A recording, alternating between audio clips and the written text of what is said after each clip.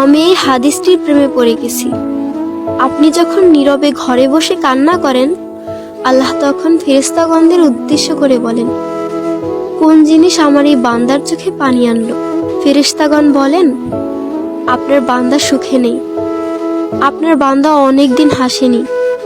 এই বলে ফেরেশতাগণ কান্না করতে থাকেন এবং আল্লাহকে বলেন, হে আমার রব, আপনি জানেন আপনার এই বান্দার হৃদয়ে কি রয়েছে, অতএব আপনি তার জন্য সবকিছু সহজ করে দিন।